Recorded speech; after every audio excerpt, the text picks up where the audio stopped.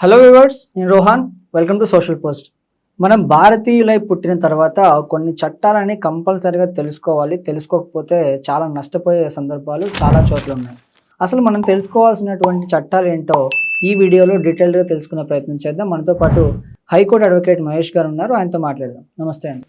So భారతీయులై పుట్టిన తర్వాత తప్పనిసరిగా తెలుసుకోవాల్సినటువంటి 3 చట్టాలు ఏంటండి? అంటే 3 అనడానికన్నా ముందు మనకి అసలు ఫస్ట్ జనరల్‌గా పబ్లిక్ అవ్వనివ్వండి, యూత్ అవ్వనివ్వండి, ఎవరైనా కూడా రాజ్యాంగం గురించి కొంచెం తెలుసుకోవాలి.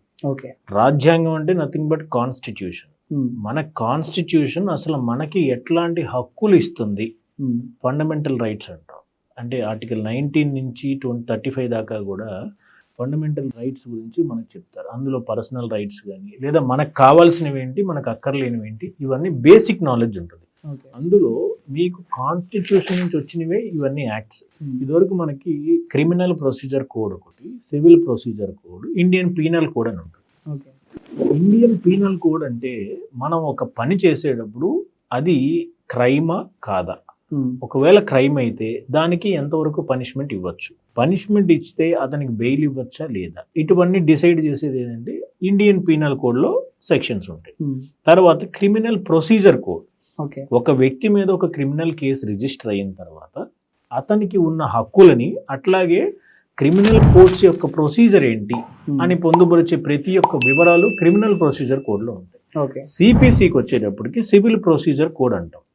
సిపిసిలో మనకి నెంబర్ ఆఫ్ సెక్షన్స్ ఉంటాయి, ఆర్డర్స్ ఉంటాయి, రూల్స్ ఉంటాయి. అంటే నేచర్ ఆఫ్ ది కేసుని బట్టి, మనం కోర్టుని అడిగే ప్లీడింగ్స్ని బట్టి మన యొక్క ఆర్డర్ 1, ఆర్డర్ 2, ఆర్డర్ 3, అలాగే ఆర్డర్ 7, రూల్ 11 అని నెంబర్ ఆఫ్ కేసెస్ ఉంటాయి. నెంబర్ ఆఫ్ మనకి పిటిషన్స్ మారుతూ ఉంటాయి ఇట్లా. సో ఈ ప్రొసీజర్లో మనకి మేజర్గా తెలుసుకోవాల్సినవి ఏంటి అంటే, ఒక జనరల్గా ఇప్పుడు ఈ మధ్యలో వచ్చిన ఇష్యూ ఏంటంటే పోక్సో యాక్ట్ అనేది ఈ మధ్య అందరికీ తెలిసింది. పోక్సో అంటే ఏంటంటే prevention of sexual offences of children. అది అంటే చిల్డ్రన్ని సెక్షువల్ అఫెన్సెస్ నుంచి ప్రొటెక్ట్ చేయడం. అది ఈ రోజు వచ్చిన యాక్ట్ ఏం కాదు, అది ఎప్పుడో గత 15 సంవత్సరాల నుంచి ఉంది. అది ఉన్నా సరే ఈ రోజు ఎందుకు బయటకు వచ్చిందంటే చాలా మందికి తెలియక మైనర్ పిల్లలతో మాట్లాడుతూ ఉంటారు.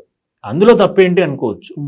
మైనర్ పిల్లతో మాట్లాడటం అంటే నార్మల్గా మాట్లాడటం తప్పు కాదు.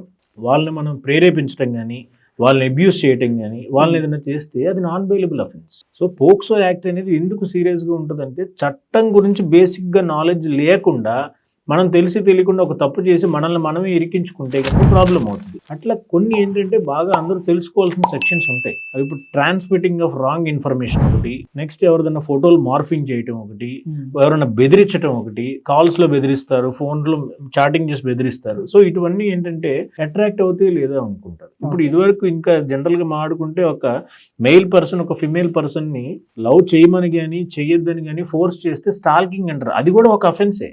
సో ఇట్లాంటివి ఏంటంటే జనరల్గా తెలియదు. నేను సరదాగా అమ్మాయిని ఏడిపించానన్నాడు, ఏడిపించడం కూడా తప్పే. సో ఈ అఫెన్సెస్ ఖచ్చితంగా తెలుసుకోవాలి. అట్లాగే ఇప్పుడు యాక్ట్ అనేది అమెండ్ అయింది కాబట్టి మనకి బిఎన్ఎస్ ఒకటి, బిఎన్ఎస్ఎస్, బిఎస్సి ఇట్లా ఏంటంటే యాక్ట్స్ మార్చారు. సెక్షన్స్ అవే ఉంటాయి, నేమ్స్ మారినాయి అంతే. సో ఇవి బేసిక్గా కొంచెం బేసికల్ నాలెడ్జ్ అనేది చాలా అవసరం అందరికీ. సో కొంచెం మీరు ఏదైనా చేసేటప్పుడు అది లీగల్గా మిమ్మల్ని మళ్ళీ ఇబ్బంది పెడుతుందో లేదో కొంచెం తెలుసుకొని మీరు ఆ పని చేస్తే మంచిది. రైట్ అండి. థ్యాంక్ యూ అండి. Thank you.